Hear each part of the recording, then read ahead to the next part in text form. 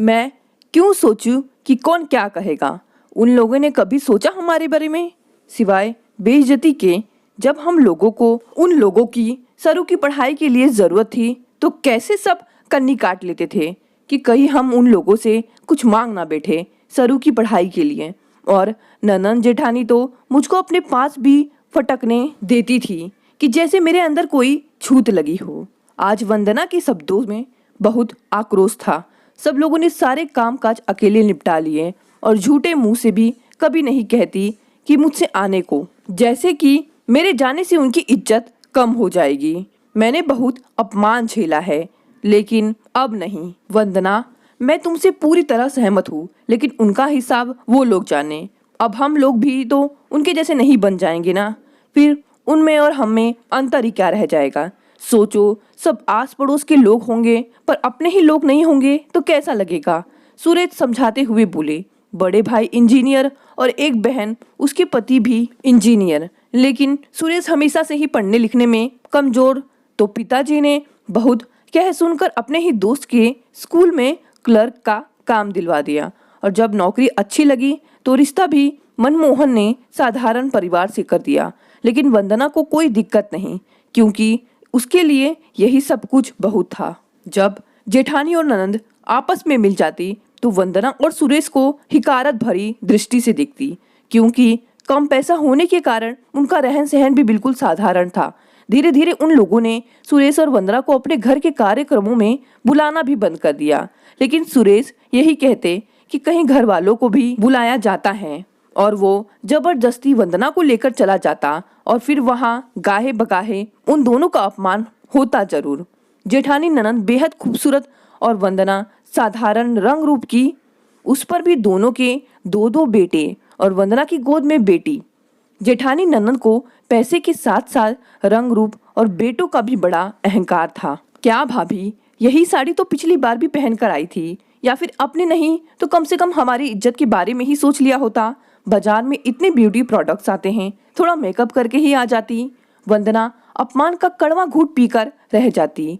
अरे सुरेश, ढंग के कपड़े नहीं थे तो हमसे मांग लेते, तुम्हारे जीजाजी के बहुत पुराने कपड़े पड़े हैं, कम से कम इन कपड़ों में आकर हमारी बेइज्जती तो ना करवाते।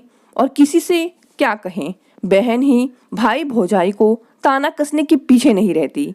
लेकिन अब वंदना ने ठान लिया था कि चाहे जो कुछ भी हो जाए, लेकिन वो उन लोगों के घर किसी कार्यक्रम में नहीं जाएगी। वंदना ने सिर्फ ये अच्छा किया कि वो रूखा सूखा खाकर भी थोड़े थोड़े बहुत रुपए बचाती रही और अपनी लाडली को खुद पढ़ाती भी रही। टूटा फूटा पुश्तैनी घर का छोटा सा टुकड़ा भी उसको मिल गया था। भाई बहन दोनों की तो कोठी थी, लेकिन सुरेश और वंदना के पास एक छोटा सा कमरा, जिसमें खाना भी बनाना और रहना भी।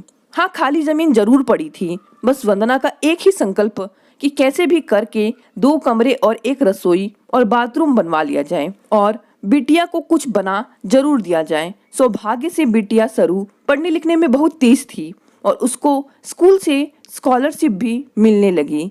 सरू ने अपने दम पर बिना कोई ट्यूशन के हाई स्कूल और इंटर में टॉप किया। अब तो इंजीनियरिंग कॉलेज से उसके एडमिशन के लिए फ़ोन पर फ़ोन आने लगे। मम्मी, मैं अब आगे नहीं पढ़ूंगी, माना कि स्कॉलरशिप मिल जाएगी। लेकिन मम्मी, और भी तो बहुत खर्चे होते हैं। सरू दिल पर पत्थर रखकर बोली। सरू, आज के बाद ये शब्द जुबान पर भी मत लाना। तुमको खर्च की चिंता करने की कोई जरूरत नहीं। अभी हम लोग बैठे हैं, मेरी सारी उम्मीदें तुमसे बंधी हैं। वंदना ने मायके और ससुराल से मिले सारे जेवर निकाल कर सुरेश के हाथ में पकड़ा दिया।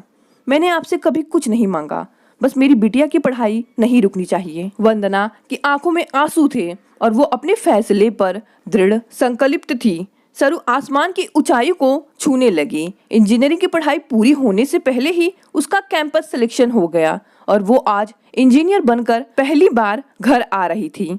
अब मैं भी शान से कह सकूंगी कि मेरी बेटी भी इंजीनियर है। वंदना ने पूरे मोहल्ले में मिठाई बांटी। सरू ने सबसे पहले अपना घर बनवाया और सरू को वंदना की बहन की देवरानी ने अपने बेटे के लिए वंदना से हाथ जोड़कर मांग लिया। बहन जी, मुझे सिर्फ आपकी बेटी चाहिए और कुछ भी नहीं। मैं तो कृतार्थ हो गई। आप लोगों जैसे समधी पाकर। कल सरू की एंगेजमेंट थी और आज वंदना सुरेश के परिजनों को बुलाने के लिए साफ मना कर रही थी। मम्मी सही कह रही हैं आप। जब उन लोगों ने हम लोगों को कभी सम्मान नहीं दिया तो हम लोग क्यों उनके पीछे भागे। रक्षाबंधन पर जब भी मैं ताई जी के बेटों से राखी बंधवाने के लिए कहती थी तो वो लोग मेरा मजाक उड़ाते थे। सरू भी कुछ सोचकर रो पड़ी। नहीं बेटा, घर वाले चाहे जैसे भी हो लेकिन उनके बिना कार्यक्रम की शोभा भी नहीं होती। तुम लोग भी गलत नहीं हो, लेकिन कोई बात नहीं, हम लोग उनको पूरे सम्मान से बुलाएंगे। ठीक है, जैसी आपकी मर्जी। आखिरकार वंदना मान ही गई और आज सब लोग सरू की एंगेजमेंट में शामिल हो गए। शायद सबके मन में आत्मग्लानि थी उन लोगों से अच्छा व्यवहार ना करने की। छोटी, हम लोगों को माफ कर दो, हम लोगों ने तुम्हारे साथ बहुत खराब व्यवहार किया। हाँ सचमुच भाभी, लेकिन मुझे विश्वास है कि हमारी भाभी हमको माफ कर देगी। जीजी बुरा मत मानिएगा, पैसा बोलता है। अगर आज भी मेरी बेटी इंजीनियर ना बनी होती तो आप लोग हमारे कार्यक्रम में शामिल होने के लिए नहीं आते। सब वक्त वक्त की बात है। कोई कोई जख्म नासूर बन जाते हैं और एक तो नासूर जल्दी ठीक नहीं होता, लेकिन अगर मान लो ठीक भी हो जाता है तो बहुत गहरा निशान छोड़ जाता है। इतना कहकर वंदना अपने काम में लग गई, क्योंकि उसके मन में भरा ये गुब्बार भी निकलना भी बहुत जरूरी था। और वहां पर बैठे सब लोग अवाक से वंदना का चेहरा निहारते हुए कुछ ना बोलकर चुपचाप बैठे देखते रह गए।